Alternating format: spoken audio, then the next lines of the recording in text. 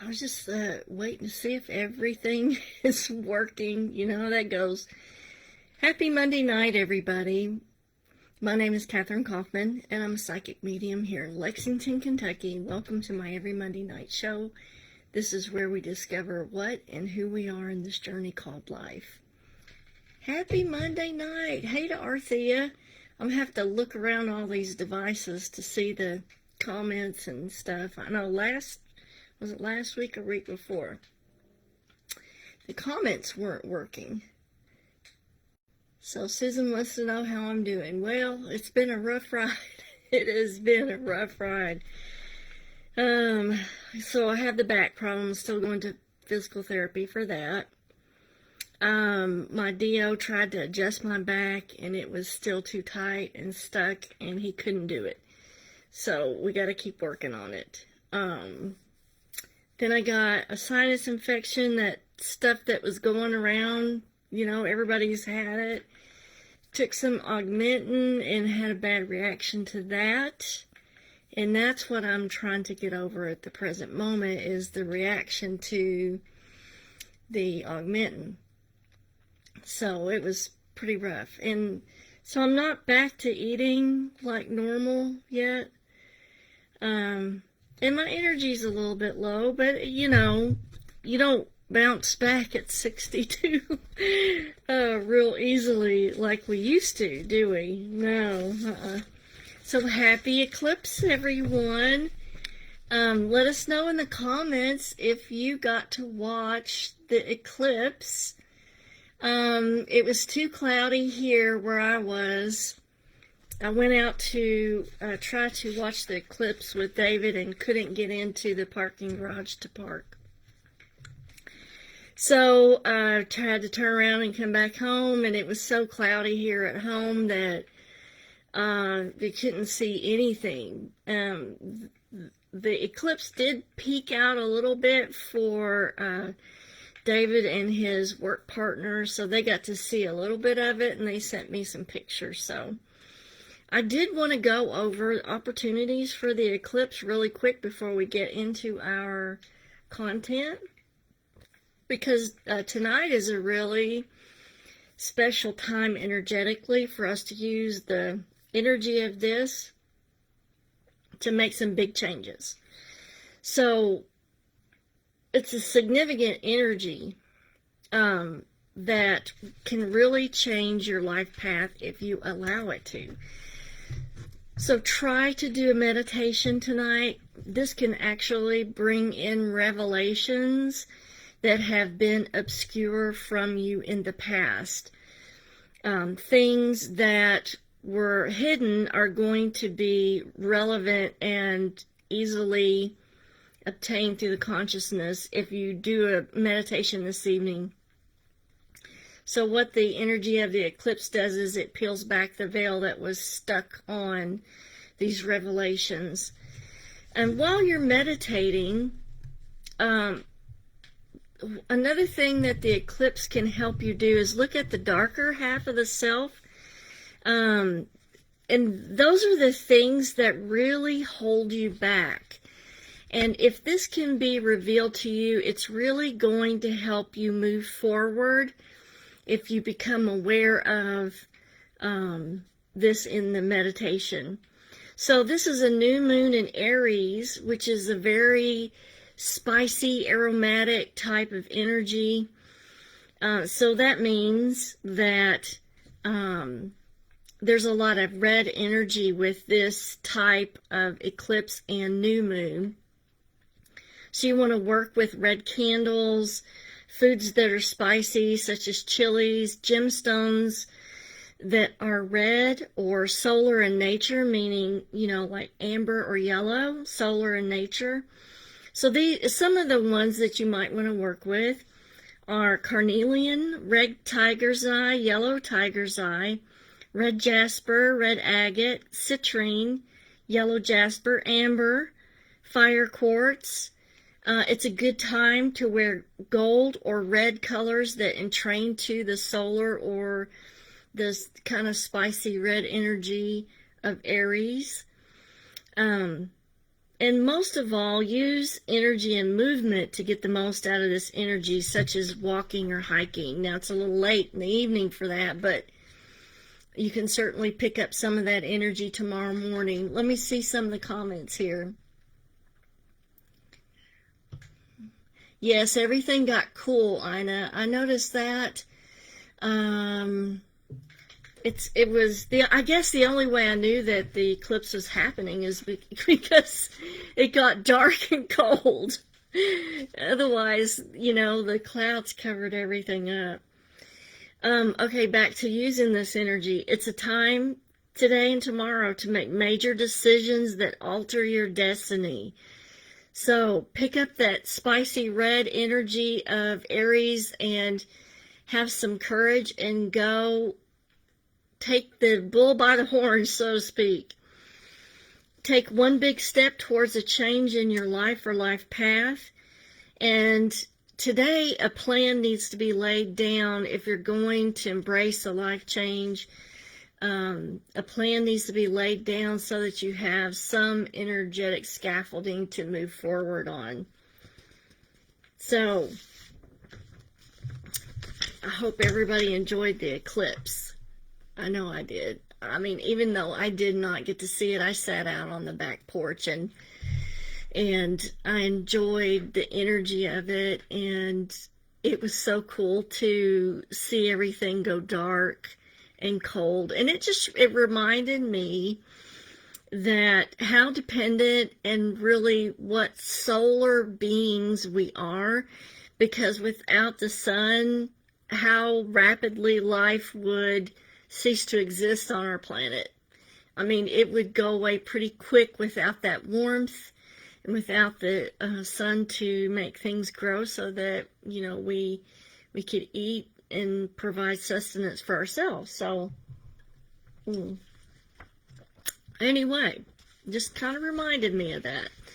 Now, the reason I did this show is I'm still working on this show for the Anunnaki. It's getting kind of in depth, and there are several shows that I'm working on that have been really in depth, and now that I'm partially retired, hopefully I'll have more time to work on those. And that is the Anunnaki, the goblins of Kentucky, and ley lines. Those are my three major things that I'm trying to focus on and gathering information, and they're so complicated and in depth that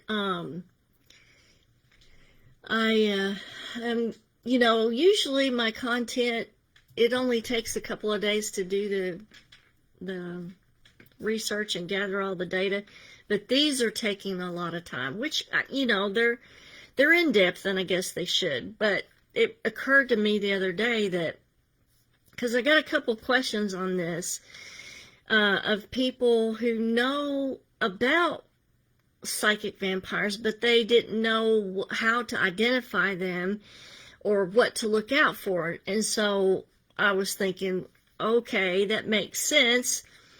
We should go over those things so that people know, how to identify a psychic vampire, and then what to do when you encounter one. But it's really important that you know basically the anatomy of a psychic vampire so that you know how to isolate the characteristics of this type of person. Now, I want you to know that most people do not know that they're not aware that they are a psychic vampire. Okay? They have no idea. They just know that they need things and they want things, and they have no idea of the damage or the things that they're doing. They're not aware. So let's go over it. And if you have any questions, let me know. So Norel wants to know what exactly is a psychic vampire. That's what we're going to go over. A psychic vampire, Norel, is a person who draws energy from other people. They need the energy from another person, and They've actually done pictures of psychic vampires. Their energy field is very weak, and it shows damage when you do like Kirlian photography. And it shows like a person that they feed off of. Before they feed off of that person, the energy field is really bright and radiant. And then they take the picture of the person's energy field after the drain is done, and it shows holes in the auric field. So a psychic vampire basically draws energy from another person for their own gain. And we're going to look at the anatomy of that person, how they present. Hope this makes sense to you. So let's look at the first aspect, which is the mental outlook. Okay, so the mental outlook of a psychic vampire is usually defeatist. They can't solve problems. They only see other people as better. That person is better. That person has more money. That person has a luckier life than me. And they will always think of a reason why they can't solve their negative situations. Well, I don't have the money like that person does. Or I wasn't born with a silver spoon in my mouth like that person was. So they can't see to get beyond their own problems or to even begin to solve their own problems. And often you will see that they will have recurring problems of the same type come up over and over and over. Now, this type of person, hang on just a second, let me check for question. So Tricia says, I've always called that an energy vampire. My stepmother's one. Yes, a lot of people call them energy vampires, psychic vampires, psy-vamps. And I think there are a couple more terms for them, but they're basically all the same. So let's get back into these characteristics. They often will want to dump their problems on you, and it's always by talking to you or consulting you, okay? But the thing is, what they're doing is they're shuffling the energy towards your side of the fence. So they really want to talk, and they will not take any kind of suggestion on solutions. Okay? You're going to notice that every solution that you give one of these type of people, they're going to find some reason on why it is wrong. Something is always found wrong with what you suggest.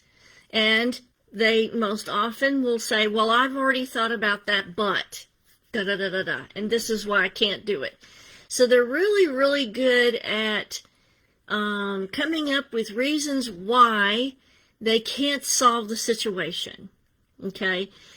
Meanwhile, they're pushing their energy into your space, and then they disconnect, like hanging up, and they feel great.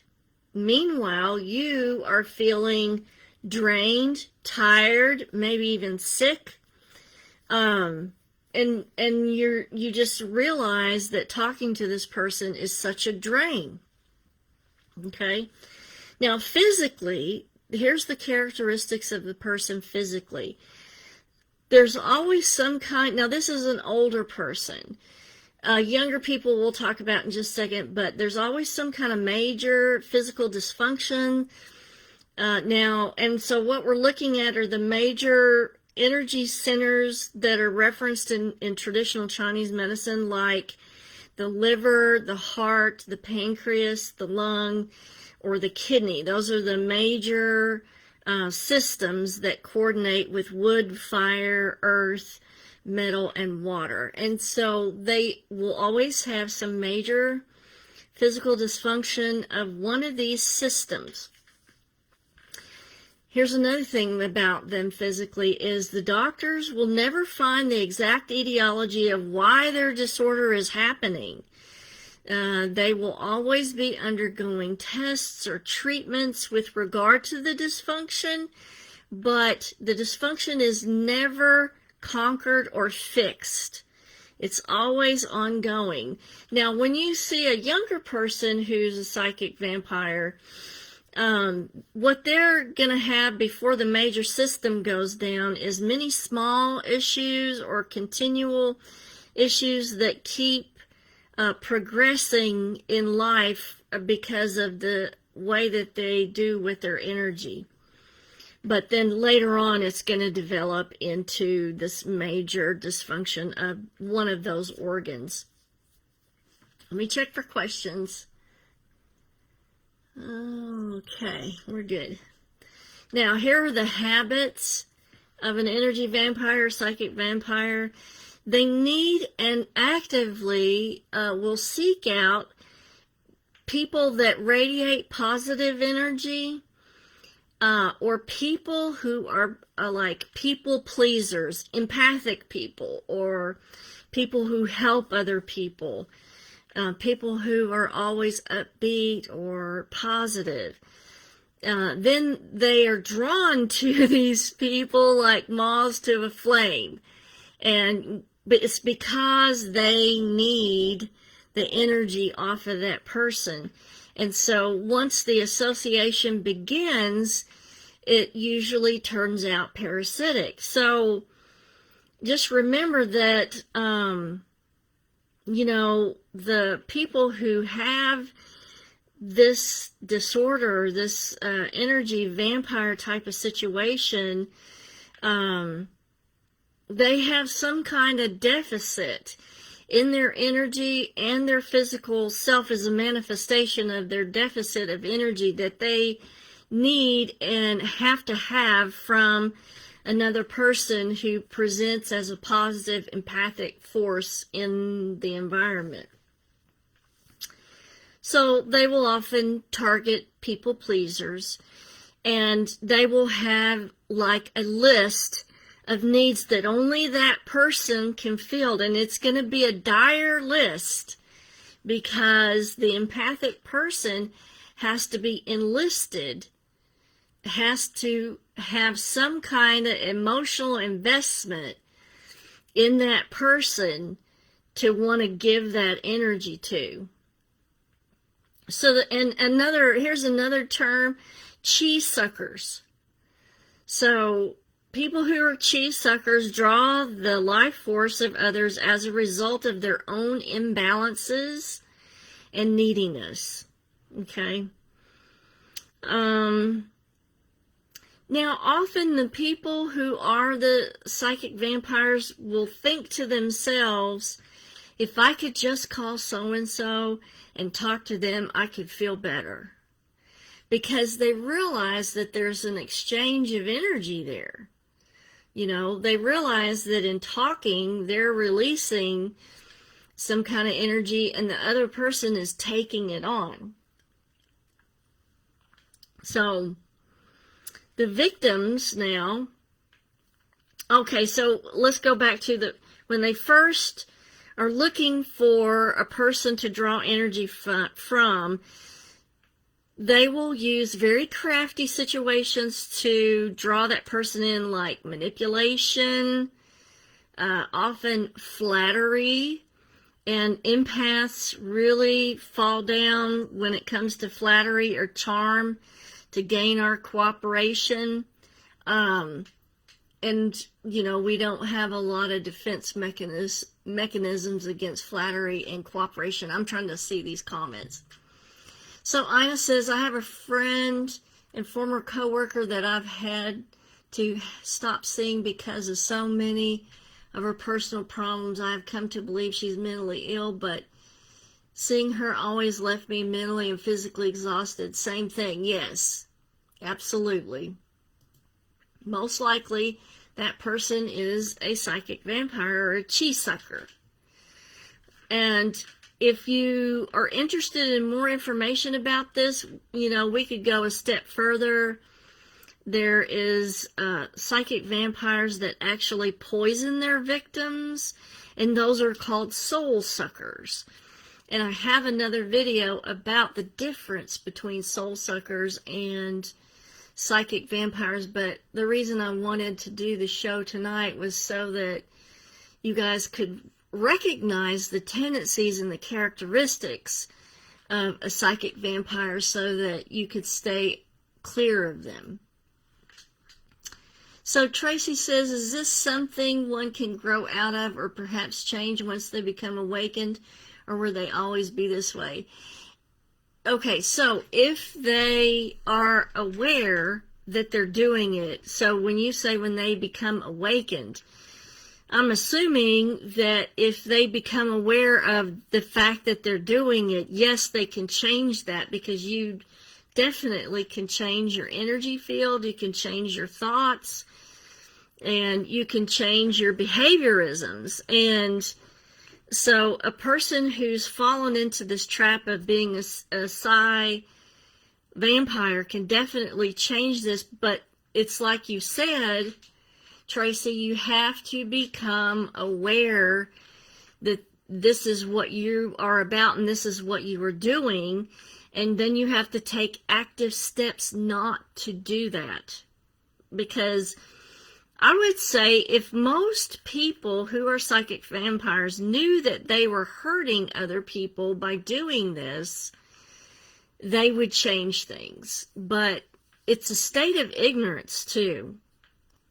Now, the people who are chi suckers, they're drawing the life force of another person.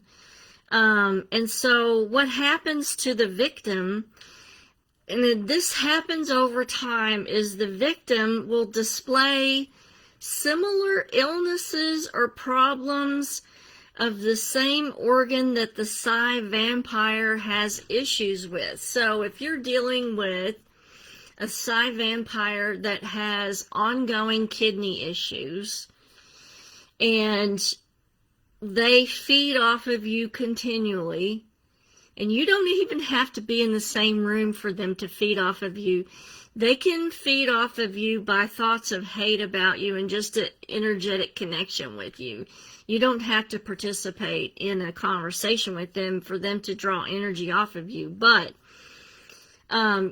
the people who are their victims will often have the same or similar illnesses. So if you're dealing with somebody who, say, is a psychic vampire with kidney issues, then you may start to exhibit like frequent kidney problems, kidney infections.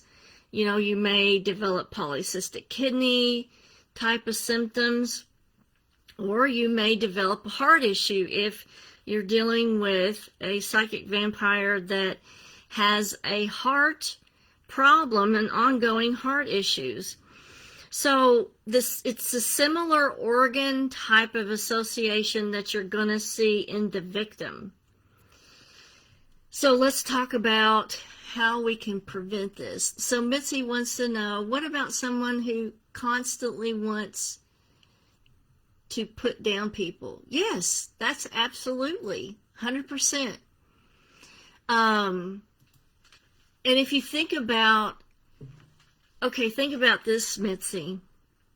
Somebody who constantly puts someone else down is trying to elevate themselves, which means that their original internal energy is below, and they're trying their best to come above or increase, and so putting everybody else down makes them feel like they've gotten above the other person. And that's a form of psychic vampirism, absolutely. So Mitzi says, thinks no one knows what they're doing, always telling you what you're doing wrong. Yep, exactly. That's exactly correct. So here's what you need to do. When you talk to that person, even before you answer the phone, you put up a mental block immediately. Don't pay attention to what they're saying, because they're simply regurgitating energy in your direction. It's garbage. It's all garbage. If you can, look at something on TV and pay attention to that instead of what they're saying, especially if you're on the phone. If you're in person, you're going to have to daydream to pull your consciousness away from that person. But mental blocks are imperative. Do not feed into the conversation, which means that you don't make suggestions anymore. You don't tell them any solutions anymore. And it may boil down to just saying, oh, okay, yeah, yeah. That may be the most that the conversation ends up being. Definitely, if you're in person, you may have to have some boundaries that you establish with them. That could be distasteful, but it's needed, and it's needed for the health of your body and your mind. Now, when you stop feeding into the conversation, and you stop making suggestions, and you stop being engaged with that person, eventually they will seek out someone else. And they'll slowly stop calling you because they're not getting the release that they used to get from the conversations. Because the way that it used to go, when they call, you fed into the conversation, you were engaged with the conversation, and maybe you made suggestions. And so they got to shove all their emotional garbage onto your side of the fence. And then when they hung up, they were like, gosh, I feel so much better after talking to her. And you're like going, oh my God, I feel like I'm going to die because she's just sucked every last drop of energy out of me. So, it works really well if you can just watch something on TV and sort of put the engagement there and put a minimal amount of response into the conversation. And they will get the idea that they're not getting the release that they need from the conversation. And then they'll slowly search out and seek out someone else to draw energy from. So let's remember the tendencies of somebody like this: extremely negative, defeatist, can never solve their own problems. Any suggestions falls on a deaf ear. They're not going to do anything that you suggest. Always sick, may have a major health problem that the doctors can't fix. Okay? Nothing is going to fix what they have. And so any test that's done or any treatment that goes on at the doctor's office is always going to fail. Always going to fail. Okay? It's never going to work with these people. And then too, notice your energy. Be aware of how you feel after you interact with them. Do you feel drained? Do you feel wasted? So be really aware of your energy and how it feels. So Melissa says, have met psychic vampires, detached from them, but amazed how much control they have on other people. Yes. 3 were family members. Oh, yes, Melissa, you were so right. And like I said, they totally don't understand what they're doing. So Tracy says, tell me if you agree. I think some of them actually don't know what they're doing. Yes, that's exactly what we were saying at the beginning of the show. And if they knew, they would want to change. I would say probably 80 to 90%, if they knew what they were doing, definitely would want to change. But yes, you're right. There are those that are stuck and will never change. Compassion helps. Yes, absolutely. I agree with you 100%.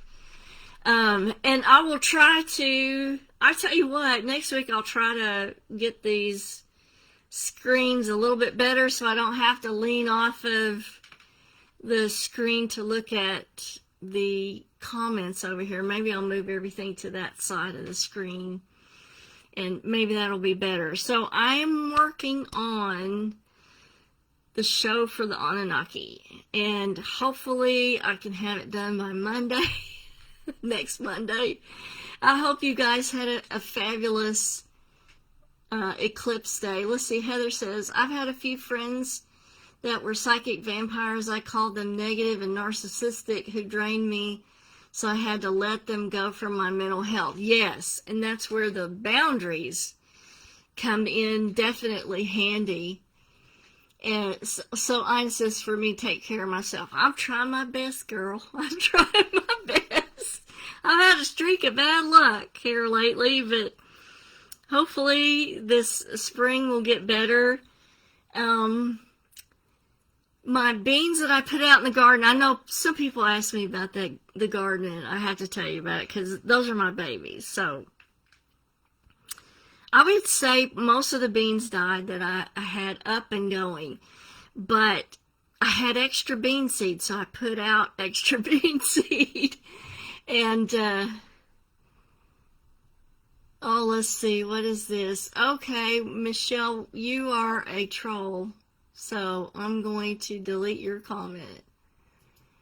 Sorry about that.